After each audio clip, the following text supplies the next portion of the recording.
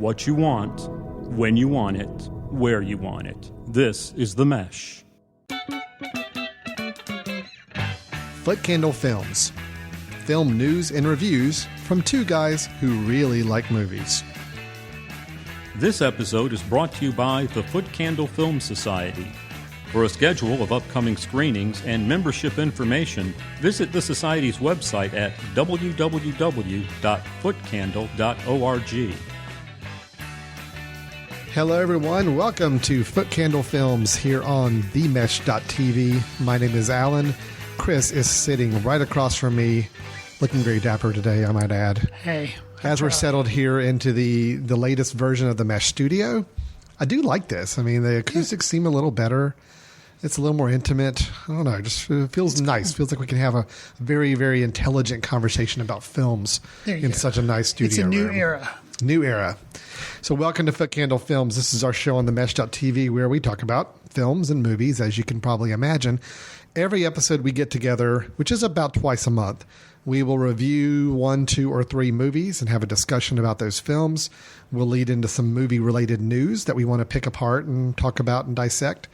And then we always end up the episode with our recommendation of the show. That is a film that you would either be able to find online or maybe through some other channels, and we really think you ought to either check out or maybe catch back up on if it's one from the past that you may have forgotten about. So, Chris, we do have a couple of films to talk about today, correct? Yes. We have the latest, I don't even know what kind of movie to call it, Hardcore Henry, action movie. We're going to hear your take on it in just a little bit. I'm very curious to hear your thoughts.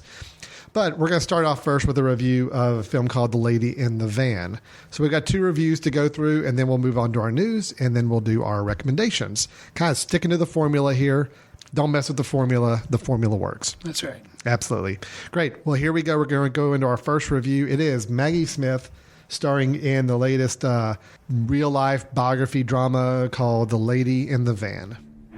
You're not St. John, are you? St. John who? The disciple whom Jesus loved. No, the name's Benny. Last year she was in Gloucester Avenue. Now it's our turn. Were you planning on staying long? Put the van in your drive? Just till you sort yourself out. Merry Christmas! Shut the door! I'm a busy woman. You mentioned Maggie Smith. She's a well-known actress. Yes. Let's just give a brief overview of her career. Mm-hmm. Not the whole career, but just kind of hit some highlights. Sure. So in 1992, Sister Act. She played a cranky Mother Superior. Oh, that's right. She did. I forgot about that. I forgot she was the main sister in Sister Act. Yes. Yeah, okay. Gosford Park, 2001. Right. She played a bitter old rich lady. Yes. Best Exotic Marigold Hotel, 2011. She played a bitter retired lady. Yes. Okay. Downton Abbey, she plays a bitter Countess of Grantham or something like that. That's I've never seen the show, but I hear that. You've never seen Downton Abbey? Oh, wait. Harry Potter, that's right. I completely skipped over those 8 films. She stepped outside her comfort zone. She plays a Hogwarts professor that does magic. Oh, wait. But she's kind of bitter and a little cranky. Okay, so I think I see where you're going with this. Let's get to the film we were going to review. It Lady in the Van. She plays a lady in a van who's kind of cranky, bitter, a little old. Mm-hmm. Alan, coming to this film, should people expect something else from Miss Maggie Smith, or what's your overall take on this film? So, The Lady in the Van, I went in with fairly low expectations. I will say the film is a little bit better than I expected. Okay. Is that also what we can see for the quote on the DVD sleeve? No, the quote on the box is... A little bit better than I expected. No, actually, it's not as bad as you might have thought. Okay. So that's a perfect quote. No, it's I really just assumed this was going to be very predictable, very contrived, very much a typical Maggie Smith performance. And I will say, the Maggie Smith performance was a typical Maggie Smith performance. Okay. Just because she's performing... Not that it's a bad performance. No. It's just what she has got this kind of character down pat. It is basically the same character, except they just have her dressed in rags this time and saying things that are a little more outlandish than maybe her other characters might have said in other films. Okay. But it's still, yes, she's bitter, she's cranky, she's sarcastic, she has a catty comment to make about everything, which is most of her characters that she's played in other films. I will say I think this film was elevated a little bit for me because of everything that was not Maggie Smith. Okay. I think the conceit of the film, and just as a little background, the more telling part of the story is, yes, the lady in the van, a woman lives out of a van. She parks her car in front of, or the van in front of different houses on this one street. And they kind of have a little bit of a game about it to figure out which house she's going to be parked in front of for a few days next. As it turns out, she basically gets forced off the street where she has to park at a domicile somewhere. And she meets one of the neighbors on the street, played by Alex Jennings, who plays Alan Bennett, who is the real life person who this actually happened to and wrote a book and a play about this experience. He is a playwright. He's a playwright. So she parks her van in the driveway of Mr. Jennings, and she's there for 15 years. And the relationship between them, as well as what he learns more and more about her as he goes along. This could have been over the top, sappy, sentimental.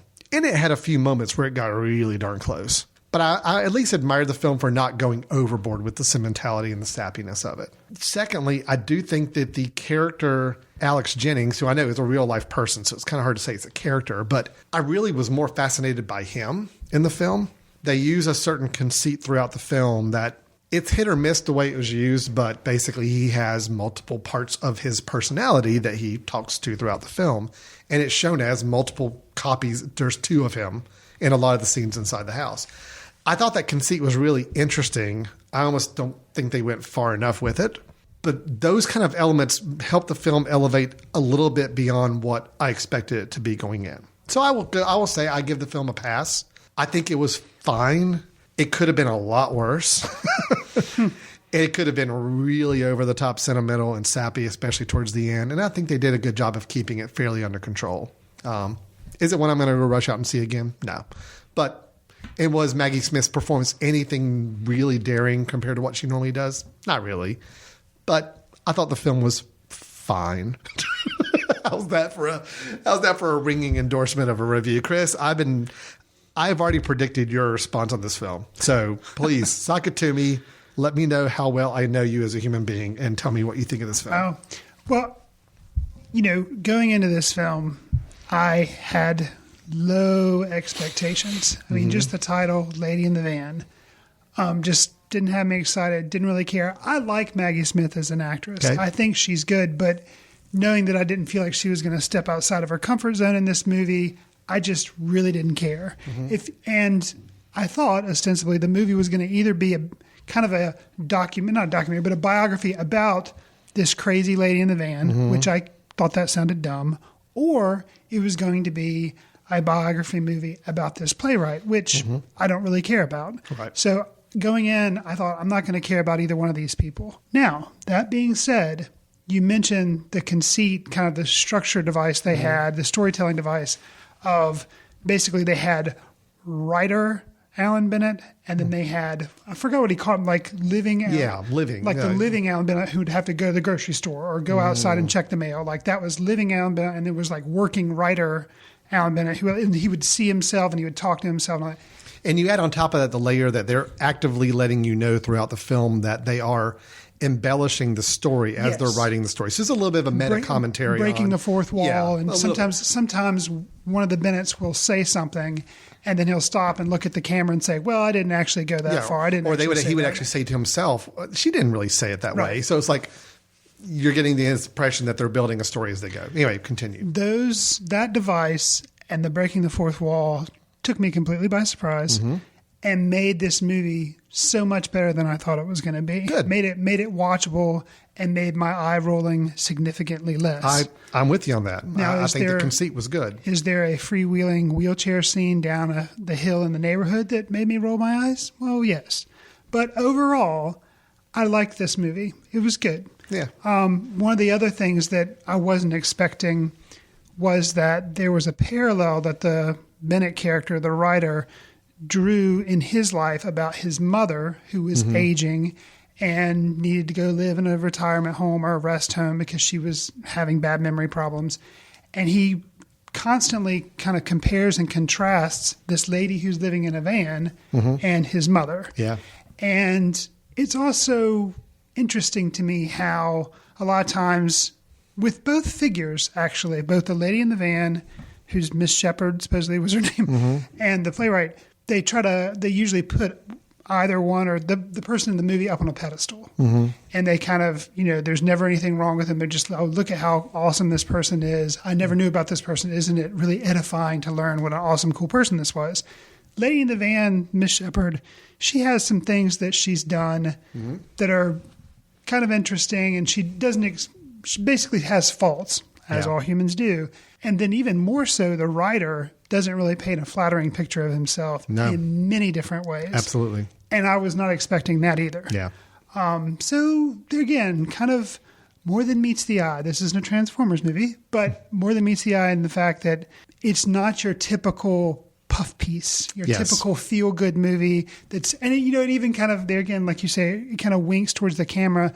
It is based on a true story. And at the beginning, they throw up a title card that says, mostly true. This is mostly true. Or so they kind of, they wink and say, hey, yeah, right, we made some stuff up. Which if you make a biography film and you tell me right up front, we've embellished some things, this is not 100% factual, or you even acknowledge that throughout the film like this film did, right? I have no problem with that. It's when, I still remember one of our very, very first Footcandle screenings back when it was like 6 people we would watch the film with years ago. Right. And it was the Talk to Me, the film about the DJ back in the 70s, I believe, or early 80s. Right. And I enjoyed the film until I found out afterwards that half of it was made up for the movie, that half of it never happened in his real life, even though it was portrayed to be a biography film. And that really upsets me. So you got to acknowledge it. Tell me that you're embellishing. And I think they did a really good, clever job of doing that with this film. It sounds like you're on the same page. I think you started out with lower expectations going in this film than I did. And you actually exceeded those expectations a little more than I did. So I went in with a little more tempered expectations, and I thought it was better than what I expected, but I wasn't blown away by the film. Sure. But I'm with you. The conceit, the way they handled the Alex Jennings character, the main playwright character, now, and the breaking Alan the fourth Bennett wall. Is the character name. Alex Jennings is the guy. I knew I was going to get, because they're so close. Yeah. Alan Bennett is the playwright played by Alex Jennings. Okay. Right. I like the way they handled his character a lot. I like the way they handled the very end of the film, which was a neat little kind of interesting shot they had where you get to see the real life. You see the real life Alan Bennett right. appear in a kind of a clever, again, breaking the fourth wall shot, which ended the film. And there's a scene at the end, again, not going into spoilers, but there's a scene the last time we see the lady in the van, the scene that happens that could have been really, and it was played for a little bit over sentimentality to it, but it was also kind of funny because of, again, the whole conceit that they're playing up this whole film, that they are making up this story, embellishing the story a little bit as they go. Right. That ending was almost like, well, yes, we want to have this big kind of triumphant ending to this film, and here's the way to do it. And it's all in their head. Sure. You know that. And so that all worked for me. It all worked. Again, Maggie Smith was fine. She was fine. She is a good actress. But again, there's just not a lot different in her performance in the last 10 years. So that'll be the other quote. Maggie Smith is fine. She's fine. If you like Maggie Smith, if you loved her character in Downton Abbey, you will absolutely love her performance in this film. If you like that kind of witty, just kind of all of the comments she makes back to people, the catty comments, you will love this film because that's what she does the whole film. Right. There's a little bit more depth to it because of the character she's playing and the backstory of the character. This movie does have enough going on that it's worth checking out, but I think it helps to go in with very low expectations. What did you think of, there were 2 cameos in this film that kind of took me by surprise because I didn't really understand, A, why they were there, and then maybe B, why they just didn't, if the part was crucial to the story, why they just didn't have some random person playing it, because it was kind of distracting to me that these actors are doing it. Jim Broadbent plays kind of you don't really know what his role is until the very end of the movie, but he plays a guy who kind of keeps haggling Miss Shepherd. But he's just in there very briefly, but to have such a big... He has like 2 or 3 short scenes. Right, but to have such a big actor doing that, I was kind of... Well, I think that's because in Jim Broadbent's acting contract, I believe, in life, it does say that if there is a British production that has any prestige level to it whatsoever, he is guaranteed He's a got role. to be in it. Yeah. He's got to somehow have something. Because, I mean, we had Brooklyn last month that we reviewed, and sure enough, he had a small but influential part in that film, and he had a few more lines than he did in this film. True. In Brooklyn, but not many. I don't know. I think that's your go-to guy. He's becoming the Nicolas Cage for British films. It's like, Nice. we need somebody to play this part in this film, call Nicolas Cage. Yes, I'll do it. And he signed up and going. So The other one that kind of, and this was one quick scene. He had maybe 2 lines. James Corden is kind of a shopkeeper in an open air market that she goes to, and he basically insults her. James Corden now has his own like show on American television, and he does like a talk show and has people singing Cars, I think is his big thing. So I was kind of wondering there again, like, why such a throwaway? all I can imagine is either he's friends with the director or knew somebody and they just thought it'd be funny to have him play a role. I think anytime you have somebody just showing up in one quick 15-second scene, that's a big name. Possibly to like reel in American audiences because maybe he's a bigger name over Well, here because now? they don't promote that he's in it. Nobody would know he's in this thing. True. I mean, Dominic Cooper is actually in the film according to IMDb. I don't know if you know who he is, but he's been in a lot of movies. He's actually going to be starring in the new AMC adaptation of Preacher. A graphic novel He's series. the one that played the actor that was in the play that Alan Bennett was writing. I believe so. Okay. Yeah, but Dominic Cooper's also he plays Tony Stark's father in the Marvel movies, like when they have the flashbacks back to him, Okay. and he's been in that Agent Carter TV series on ABC. I mean, he's a pretty well-known actor now. He has a very, very small like background part almost. So Right. I just get the sense it was maybe, hey, we're out here shooting, and some of these people. Why don't you call them in and see if they want to walk in and say a line? So yeah. Fair enough.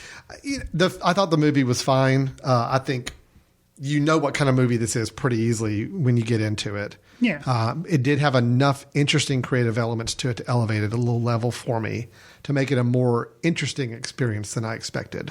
And the story is an interesting story. It is a story custom made for a film. I mean, when you hear the real life story, you're like, yep, that has to be a movie at some point. And I can see how, this was a play first, written by, a very famous playwright.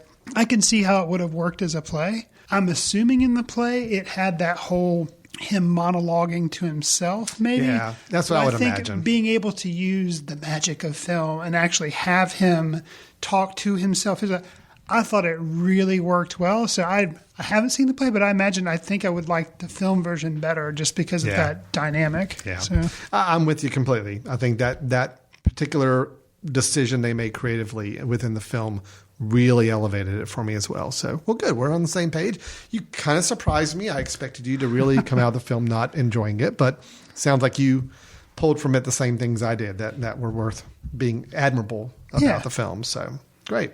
So that is The Lady in the Van starring Maggie Smith. We didn't even mention the director is Nicholas Heitner. Not familiar with. No, I looked at his filmography and I recognize a few of the films he's been involved in, but nothing big names. so he has directed other things. This is yes, he has, but this is probably his biggest, as far as awareness film anyway. Okay.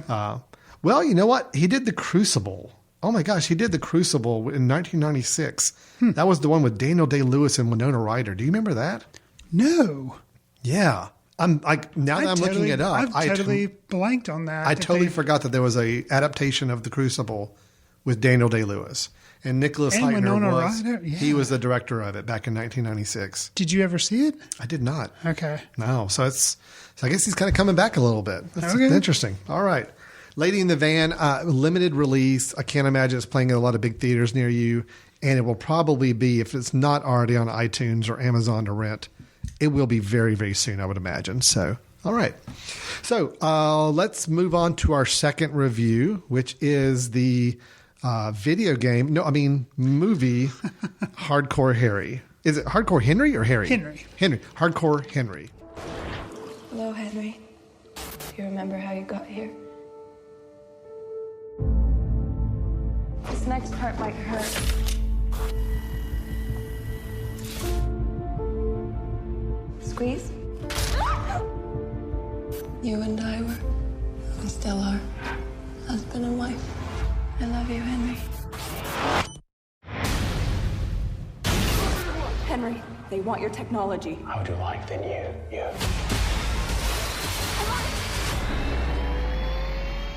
Chris, I think it was, gosh, which movie was it? Oh, 10 Cloverfield Lane. That was the movie. I was by myself. I went to go see this movie, and because I knew we were going to talk about it, and I was really curious to see it. I love trailers, so I always get there early to make sure I can see all the trailers. And almost all the time, I know the movies that the trailers are showing me. Like, I've already read about them. I know everything about them. So if I'm seeing the trailer, it's like, oh, yes, I either get to finally see this trailer I've been wanting to see, or it's a trailer I've already seen online. I get to at least see it on the big screen. You and I differ in that respect. I know. You're not a big trailer guy. I still love the art form of the trailer. Sure. Now, I stopped watching them with Star Wars. I saw it the first time, and then I really did not want to watch it again unless I had to see it in a movie theater. But you have watched Rogue One. Oh, of course I have. Okay. Yeah. Well, because Rogue One is not in the Pantheon trilogy, so I feel like it's a little off. Anyway, side conversation. Sidebar. But sure. So I'm watching, and all of a sudden, the little green screen of upcoming previews coming up, and then it starts into this movie. Honestly, for about the first 30 seconds of this trailer, I thought it was a joke. The whole thing's from first-person point of view, like a video game. I have 2 boys at home that worship on the ground video games were ever built on. So I see, every time I walk by my den, whenever they have video game time, I'm seeing life through a first-person perspective anyway. So the whole movie, the whole conceit of this Hardcore Henry is it is shot from the eyes of Henry, who is resurrected from death with no memory. And he has to discover his identity, save his wife from a warlord, not just a bad guy, a warlord, with a plan to bioengineer soldiers. All right. The trailer gave me a headache, and that was a 1.5-minute long trailer. I know that if I'm going to watch this movie at some point, I need to watch it in a very comfortable home situation where I will not get vertigo or sickness or anything else. You've seen the movie. Please tell me, is this the kind of film where it's all gimmick? Because I could very easily see it being a film where it's all about the gimmick, or is there something more to Hardcore Henry to make it worth checking out? Well, this movie, yeah, like you say, it's first person, and it's a first person shooter because it is an action movie. I mean, the whole movie is first person. Yes, and it doesn't break from that, which is kind of admirable. Okay, and it is lots of action. It does have some downtime, but in general, it's just nonstop action. And you can tell that from the trailer. It's kind of going to be that craziness. But what it did remind me, obviously, of a video game, but specifically when I was a kid. And I would go over to a friend's house, and maybe they would have this new video game that I hadn't seen before. And they would start playing it, and I'd be like, oh, cool. And I'd watch it for a little bit, but then after a while, it's kind of like, okay, this isn't really fun anymore because I'm not the one playing. Right. And you're watching a video game, to me, so it kind of gets boring because you're like, no, I want to control the action. That's kind of, the first half hour or so, this movie was cool. But then after that, I kind of thought the perspective device wore thin. And it was like I was watching Henry playing a video game, and I wasn't doing anything. So it was an interesting device. It's admirable that they kept it up for the entire movie. It's not like they just used it for the first 30 minutes and then ditched it. Yeah. And, there's some times where it would have been more convenient for them maybe to be able to switch a perspective, and they stayed with it. So, hats off for you doing that. I would say if you like action movies, this is probably one to see because the action sequences are pretty impressive, and seemingly it's all one take sometimes because, there are some breaks, but it's seemingly there's a lot of one take, and for some of the jumping and some of the craziness that's going on, there's got to be some edits, but it's impressive. So was it real time? Like, was it meant to be 1.5 hours long, or were there moments where it passed time?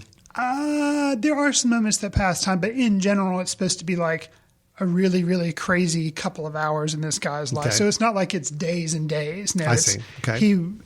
The first scene is he kind of wakes up, or you wake up because you feel like it's you waking up, and you wake up in like a laboratory, and then you're like, what the heck's going on? You get very little explanation. I mean, very little, maybe like, a couple of minutes, like a minute of explanation, which is also kind of admirable that it throws you into this whole situation. Henry doesn't know what's going on, and you as the audience also don't really know what's going on. And a bad guy shows up in the first 2 minutes of the film, and you're like, whoa, and it seems like you've missed out on a whole nother movie that you got to know this bad guy in, the warlord that you discussed. So I got to give him credit. it is interesting. If you had the least bit of interest in seeing, if you like action movies and you're interested, I would say go see it in the theater. Because I think seeing it on like a laptop screen or seeing it on your TV at home, not going to be as impressive as seeing it on a big screen and getting that whole like first person look. It's basically like somebody strapped, and it may be kind of the camera rig they use is like a GoPro. It's like the whole movie shot with a GoPro, and that's probably not what it was. But overall, I thought it's kind of like The Lady in the Van. I didn't like the movie, but I do admire it for trying to be original. Okay. And also, I will say, listeners, a lot of it may depend on how you feel about Charlton Copley, I think is how you say his name. Right. He's the guy that got his big start in District 9. District 9. And then he was in Elysium, and he was in Maleficent, and he was in something else. Yeah. But he was in the A-Team. He was, which I never saw. I never did either, but he was in the remake of the A-Team. But he is the big star in this movie, and he is in it a lot. Okay. And he plays multiple roles that at first you're like, what's going on? And then that is kind of explained to you as the film goes on. Okay. So if you don't like him or you find him annoying, probably don't want to see this movie. So if you find Charlton Copley annoying and you don't like watching video games, then this isn't for you. This is not the movie for you. But if you like action movies. Okay. And you like... there's a real decision tree process going having to go on here. Yes. So. If this, then this. Yeah. If this, then that. Now, I will say, too, something that I didn't expect, which there were some moments that I thought were comic genius. That I wasn't expecting this to be funny at all. I was expecting just a nonstop action movie with a lot... And it is very hard R. Like, even the opening credits are... Even though it's graphically done, with like CGI, very graphic... very disturbing. So it's a very hard R, lots of blood splattering everywhere. Wow. But I did not expect there were some moments of genuine laughs, and it wasn't played with violence laughs. It was just kind of aside humor, and it was really well done.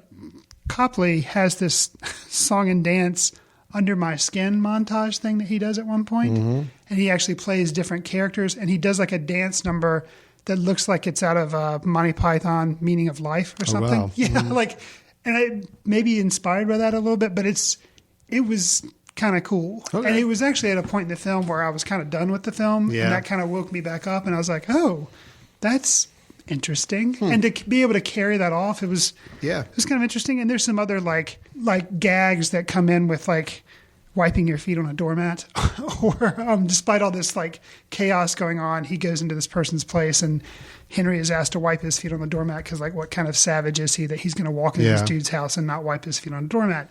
Like funny little asides like that. And so there again, I got to give it a little credit. There's a point where, he's been in cars, motorcycles, jumping on trains, all this kind of stuff.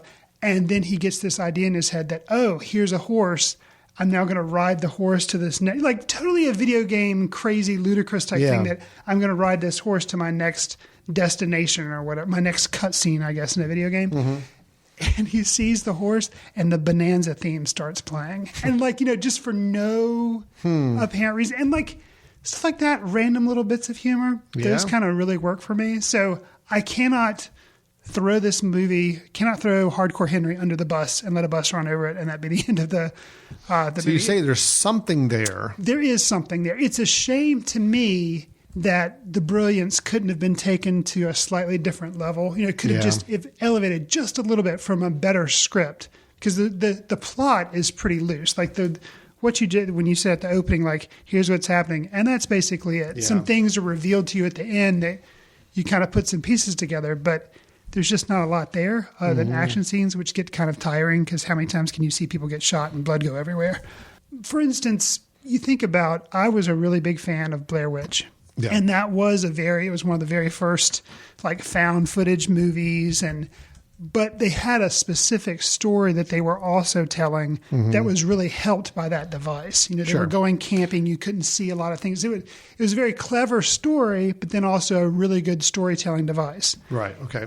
In this, really good storytelling device, although you could get motion sick, but the plot wasn't as didn't have as many surprises. So if you could have taken the conceit and the style of it and added a better, richer plot and storyline to it, then you feel like there's something there. Right. I definitely. Well, that's really interesting. I mean, again, I've kind of heard reviews all over the place. Some people just really not caring for it, and other people really loving it. And I wasn't sure where you were going to fall out. Well, and it's definitely something, it's different. Yeah. People that say, oh, everything's all the same. Everything Hollywood turns out is all the same. This is something that is refreshingly different. Now, whether you care for it or not, different question. Yeah, another question.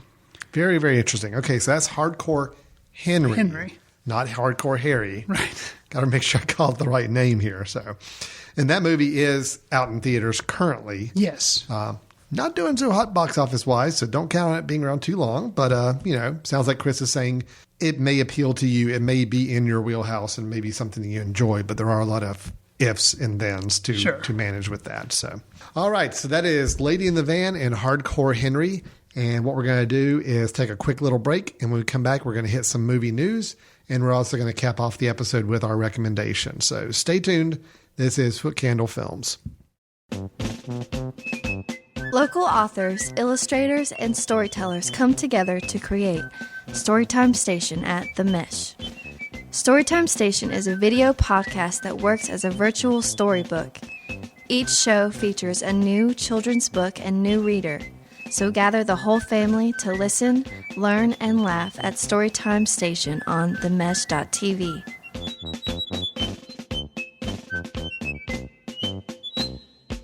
Welcome back to Footcandle Films here on themesh.tv. Just a couple quick notes before we get back into our content. You are listening to this episode of Footcandle Films on themesh.tv. The Mesh is a online podcast network free of charge, every episode, every show at your download disposal. What we recommend is go to themesh.tv as a website, poke around a little bit, find some shows that you may have some interest in, and find the nice little subscribe button on the page for that show, because what that will allow you to do is every time we put out a new episode, it gets downloaded right to your device whenever you fire it up. So let's say you've got an iPhone. Let's say you go out and walk your dogs every morning and you do about for like 20 minutes or so. Perfect way to make sure if you subscribe to our podcast in the morning, you get up, open up your podcast app. Any new episodes that we've posted will be in that app, ready for you to listen to. It's magic. It is magic. It really is. And you pop in your headphones, you go walk your dogs, and you can groove to the sounds of these lovely voices that you're hearing right now on this show, or any of the other hosts on the other shows that we have of differing topics. So that's themesh.tv. We do encourage you to check that out. And although I'm sure we'll mention it probably before we close out the show, just as a quick reminder too, we do have a film festival going on this September. Our second film festival, the Footcandle Film Festival. We had a great event last year, 25 films, over 1,200 tickets sold, I believe, in the weekend. It was a great weekend here in Hickory, North Carolina. We had many filmmakers come travel from around the country to come visit us here in this area. A great interaction with our members and our guests. So we just had a good time. We're going to do it again in September. We're doing the sequel. And trust me, the sequels are tough. I totally get why film directors have a hard time with sequels, because you want to match the first. You don't want to let it down. But you also feel this need to do more and more. Well, we're not going a lot bigger for the second year of the festival. It's still going to be a good long weekend worth of films here at the Salt Block Auditorium in Hickory, North Carolina. If you're interested, go to footcandle.org and follow the link to the festival, or go straight to the festival website, which is footcandlefilmfestival.com. So, Chris, we got a few movie news items. Thought we'd kick around a little bit. Some you may or may not have heard, and we'll just kind of see some reactions to some of the news. So there's a film that is a trailer was just released, and I haven't had a chance to finish watching it yet. I know it's only a minute and a half, but that's how busy my life has been. I've been able to watch part of a trailer. You're watching it in like 5-second increments? Yeah, exactly. Whenever I have a little break, I watch 10 seconds of the trailer, then I stop and wait a few hours and watch it again. The next part. So we have reviewed one of this guy's films, Nicholas Winding Refn. Yeah, man. Only God Forgives. Only God Forgives. Yeah. We did not review Drive, if I remember correctly, although you and I have both seen Drive. Right, and we didn't. Bronson came out way before that, so we didn't do that either. Is it Bronson or Pusher? It was Pusher, Valhalla Rising. Well, he's done. Did he do Bronson also? I'm pretty sure Refn did Bronson. Really? Yeah. Okay. Maybe so. not, but I think so. No, you may be right. It's definitely his style of film. If he didn't do it, I'll have to check that out and see. Okay, but Drive with both Drive and Only God Forgives with Gosling, Ryan Gosling. Yeah. So a trailer has come out for his newest film. See, this is one I trust this director because he seems to be. He's like a really violent version of Stanley Kubrick. Yeah. But he's not going to ruin a movie, and he's like, I think he has a lot of creative control over like trailers and stuff, and so I don't think he's going to show you anything in the trailer that's going to ruin the movie. I didn't know that trailer was out. I want to see it.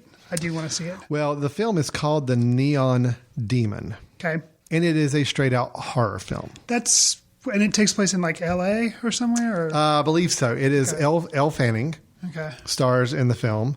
Elle Fanning, you got Christina Hendricks, you got Jenna Malone, and Keanu Reeves is also in the film. No Ryan Gosling, so he did not pull a three-peat and get Mr. Gosling in for a third film in a row. Interesting. But yeah, watching the trailer, it's an unnerving trailer. It looks like it could have it looks like a very art house horror film. Okay. Like vampire centric? No, not that I can tell. And again, I'm only partially through the trailer. So when I can schedule more time to finish watching the trailer, I certainly will. Fair enough. Here's what I think is probably the most interesting about this is the way it's being distributed. It is an Amazon Studios film. Just like Chirac was. Yeah. Right? So this will be coming to Amazon in June. So here in 2 months, The Neon Demon by Nicholas Winding Refn will be available through Amazon, and that's how it's being distributed. Now, whether it's going to theaters, I don't know. Netflix has kind of done a thing where Beast of No Nation, it actually did push out to theaters because it wanted some awards contention with this. I don't get the sense this one is worried about awards contention necessarily, so they may just be going straight to Amazon, and that's where you can get the film and see it. But just that was interesting for me is to see a film where Amazon Prime members get it for free, or do they still pay for it? I don't know. I don't know. But I just think it's interesting. You've got a film with some pretty big names, especially Elle Fanning, who's a real up-and-coming young actress. You've got a director that's a very, very interesting visual director, and they're going through Amazon for the distribution of this film. So that is The Neon Demon coming out in June. The trailer is out, and I do encourage you to look at it because it is a visually arresting trailer, as you would imagine, but it does seem to be more of in the horror vein than his other films have been. Let me mention something too. I don't think I recommended it on the show. Maybe I've mentioned it. I can't remember, but I want to mention it now because we're talking about Nicholas Winding Refn and Mr. Gosling. A really interesting documentary to watch, and it's on Netflix. It may also be on iTunes, but it was on Netflix. I'm pretty sure it's still on there. It's called My Life with Nicholas Winding Refn. Okay. And his wife basically documented the shooting of Only God Forgives. And it is really interesting. Is it better than the movie? Because you and I were both kind of down on Only God Forgives. I think we found elements of it we thought were interesting, but overall it was very slow plotting and just didn't work. The documentary makes me respect that movie more. Makes me really like Nicholas Winding Refn. Basically because you felt like you lived with his family. Yeah, because right. His wife is very nice. He has young kids. What he did, it kind of lets a window into your world, what some directors do, what he did to make that movie is he uprooted his family and moved them to Thailand. They lived in an apartment during the entire time, like pre-shooting, the shooting, and then after, like post-production. And it was kind of grueling. And it even shows like when the movie premieres and some of the press that happens and bad reviews. And like she documents all of it and kind of his response. He gets really depressed. All this. Sure. It's interesting. No, I definitely want to check that out. So yeah, I'm curious. And that's why, after seeing Only God Forgives, I was like, okay, whatever. But then I saw that documentary, kind of made me appreciate the film more and made me excited for The Neon Demon. The Neon Demon. So I am looking forward to that. It's going to be playing Cannes again. So that's what Only God Forgives did a couple years ago, and it got booed. And that was documented in that was in the film. Okay. That was documented in the Well, he's going back to Cannes with this. Okay. So it is getting the film festival circuit as well as going through Amazon. And again, I know it's Amazon Studios, and what I'm seeing is that it will be available Amazon will be premiering it in June. How it's going to be distributed exactly? Do you have to be a Prime member? What do you do? I don't know, but that's an interesting distribution strategy for it. Definitely. Yeah, so the Neon Demon, we're checking out the trailer for that. Okay. On that end. Well, let me ask you something. Yes. Since we're talking about trailers, and we've discussed this movie, but Suicide Squad. Yes. Doesn't come out until August. I'd seen the first trailer, and then I think a little bit of worry from some of the Batman, Superman stuff before that movie had come out too, just kind of made me like, I think any comic book movie that comes out this year is going to be garbage. Batman versus Superman was not garbage, but it wasn't, awesome because I love Batman. He's like my favorite comic book character. Sure. So Suicide Squad, first trailer was like, I will say something about the second trailer, which I did see. Well, there's been 3 trailers. Okay, now I don't know. Did you see the one with the Bohemian Rhapsody? Yes. Okay, that's the second trailer. Okay, then maybe I didn't even see the third trailer is Ballroom Blitz. Ballroom Blitz, which, there again, nerd in me thought it was cool that, of course, Bohemian Rhapsody is used in Wayne's World. Ballroom Blitz is also used in Wayne's World. I know. So kind of funny that they're referencing that. It's like they're self-referential even just within a trailer. And the increased playfulness, yet it's obviously, I would think, going to be R. I don't know. Maybe it's going to be PG-13. I don't think it's going to be R. Really? I think they're going PG-13 with it. Yeah. Okay. But well, I think there's a lot of business at play right now. Oh, yeah. I think the biggest argument that that fans had against Batman versus Superman was that it was dark and depressing, and that the characters were not fun. Right. So I think the people finishing the marketing for Suicide Squad are saying, okay, well, we need to amp up the fun in the trailers. And that's what they're doing is they're making it more lively, and the characters seem to have more personality and all that. Now, granted, whether that's actually in the film or we're just seeing those cobbled together pieces for the trailer to try to give us that impression, we'll see. Right.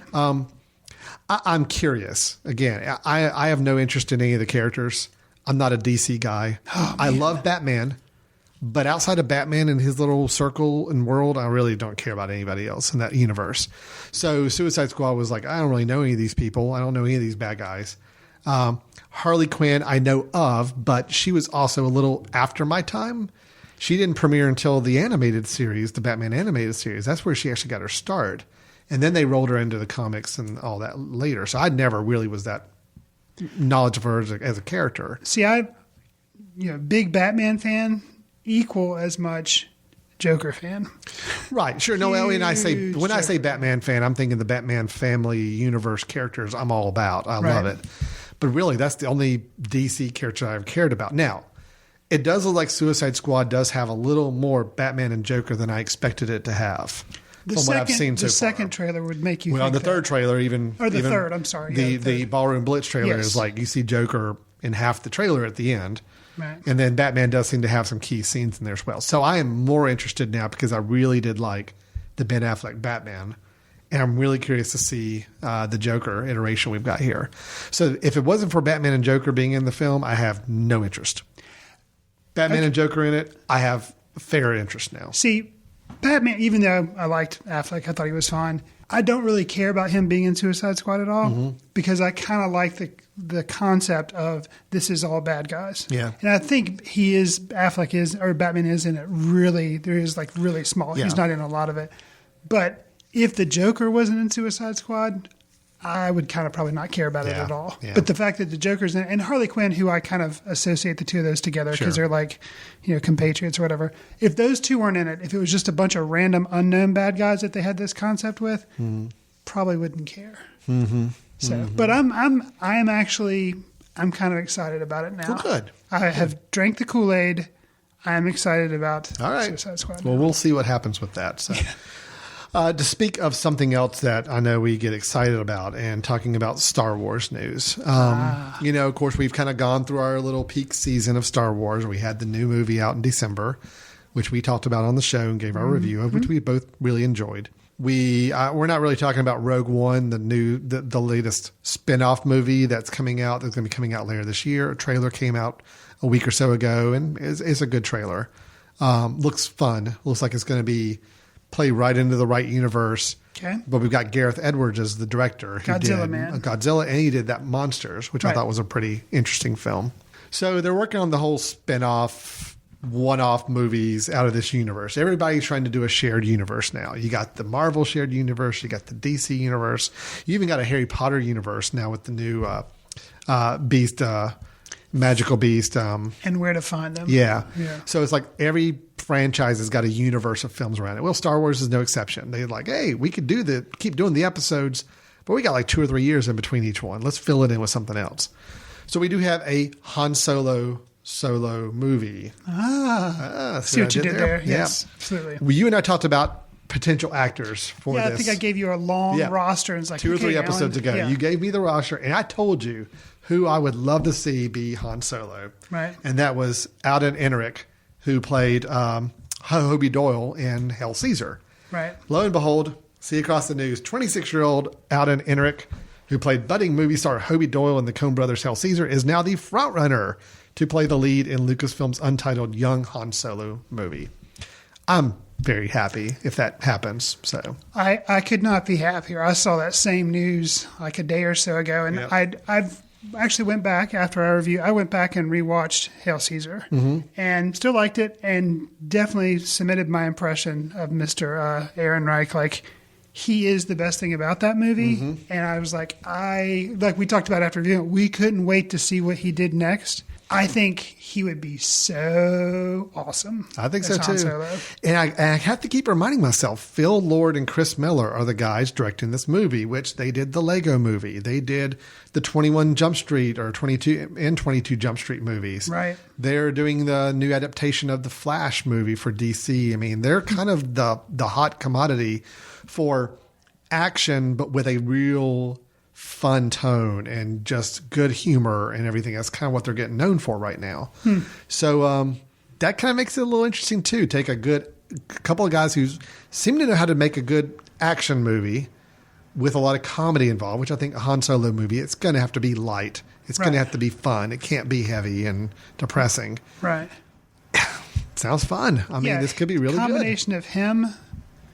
And you got Lawrence, the directors of the Lego movie, to make a Han Solo movie with this dude. And you got the screenwriter really Lawrence Kasdan.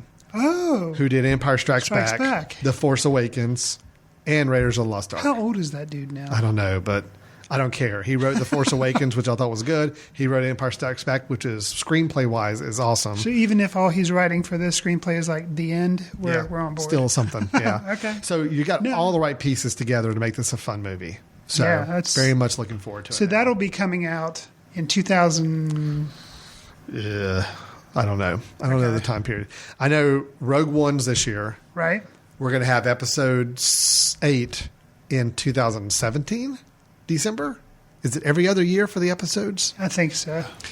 And then there'll be a 2018 so it'll film. probably be this 2018. I think this is going to be 2018. Okay. They're talking about an Obi-Wan film, but I don't think they're anywhere close to doing anything with that yet. So I think it's going to be Rogue One, episode 8, and then Han Solo movie. Wow. Yeah. Pretty cool. Pretty cool. It is. So that's some quick movie news there. We got Nicholas Winding Refn. We've got Suicide Squad. We've got Han Solo movie. Anything else on the horizon here? I'm going to throw out not a conspiracy theory, but just a pondering theory. Okay. J.J. Abrams, we know, did Force Awakens. Yes. He got kind of his big start with the spy thing that you liked. Alias. Oh, yeah. But then he also did Lost, which is what I was a huge fan of. And kind of the hallmark of that series was kind of jumping all around in time. I have voiced on this show about how I am concerned, much like I have gotten way burned out on all the Marvel movies. Not so much on the DC movies yet, but I know they're kind of gearing up their machine, so I have an idea I'm going to get burned out on those. That I was concerned that the Star Wars franchise, I was going to get burned out on those. Okay. Because part of our childhood was they didn't have that many, and then they were 3 and done. And then they did this, the prequels, but they were still 3. And they were about 3 years apart, and there was nothing in between. And so it's like they were really spaced out. But now that there's basically going to be one every other year, I was worried that I was going to get burned out. However, I have to say, and I don't know, in my mind, I want to actually try to give J.J. Abrams credit for it, because I kind of like him anyway, or at least his writing. Not always his directing, but his writing and kind of what he usually does. If it was maybe his idea to say, tell you what, why don't we? It's like, because basically you're jumping back and forth in time.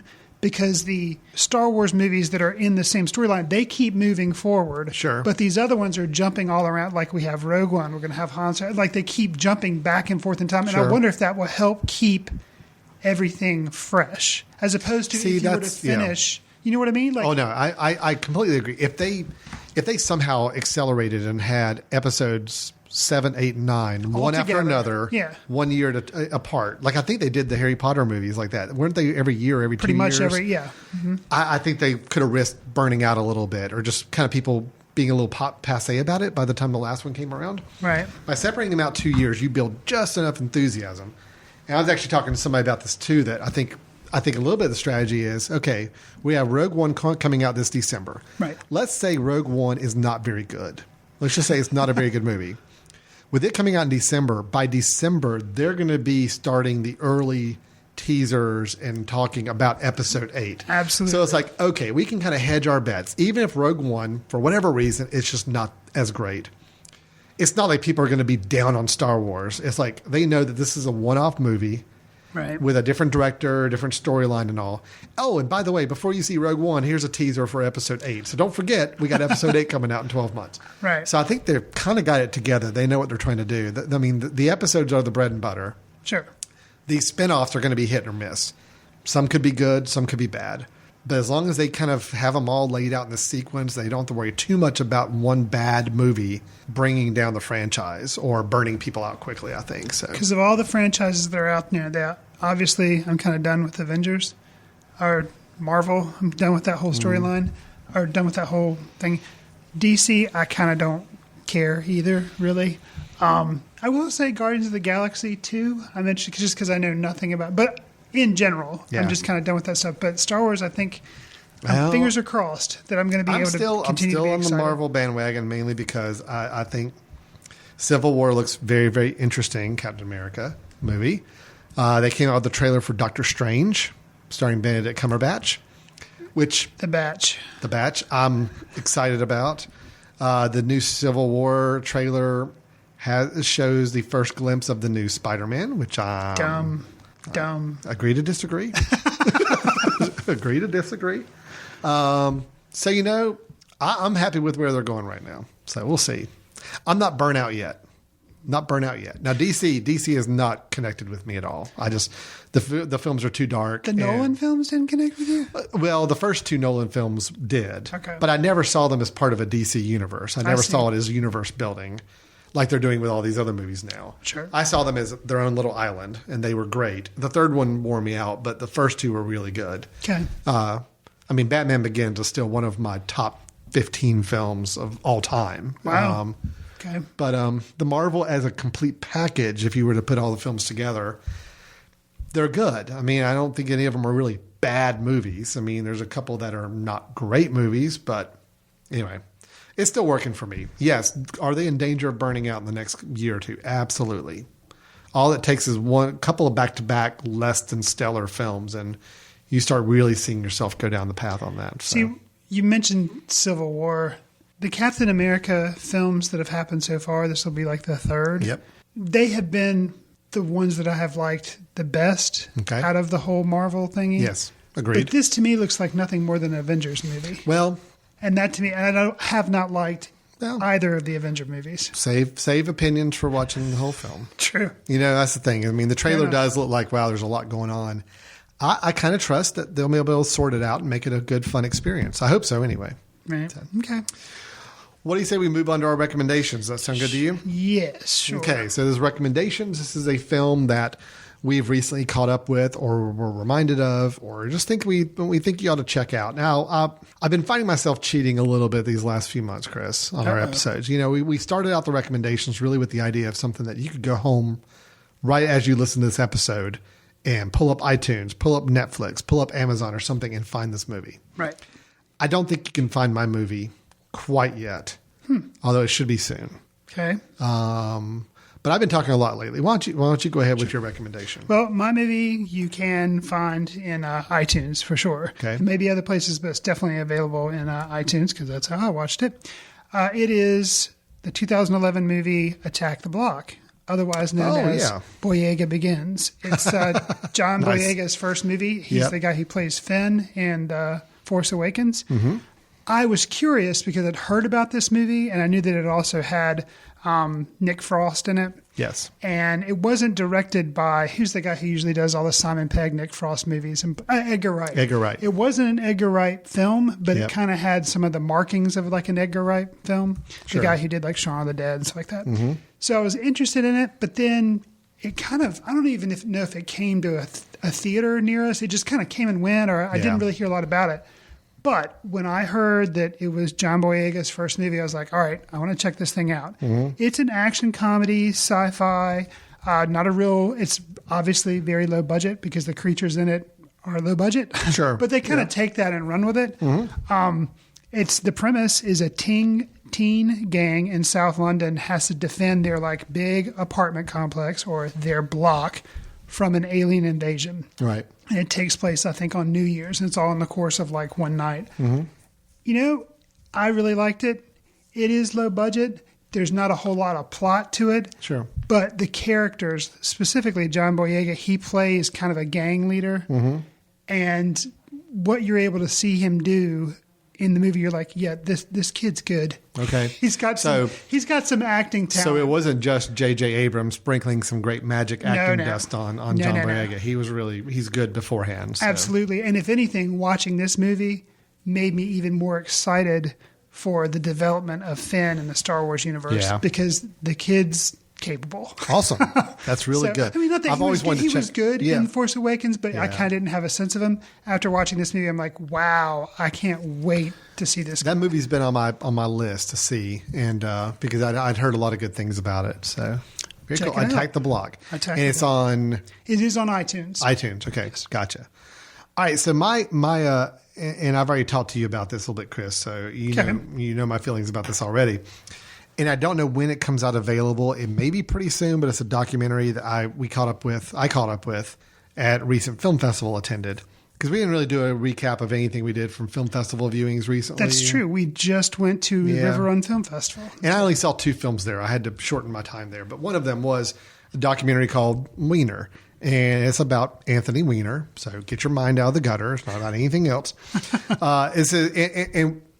I'm bringing this as a recommendation. I know you probably can't go online and see it right now, but if you have any passing interest in political campaign history, the political campaign process at all, people running for public office, this documentary is pretty crazy to watch. Those of you not familiar with the story, so Anthony Weiner was a congressman. Served in Congress for several years representing New York. He became very well respected because of his firebrand, just looking out for the middle class and the lower class people in his community. He was kind of known for not holding back. Oh, yeah. Right? Yeah. The film starts with him getting all these accolades for just being on the Congress floor, just railing against guys trying to cut off veteran benefits from 9/11 or just other things. He's just very much a champion for the people is how he's being pitched.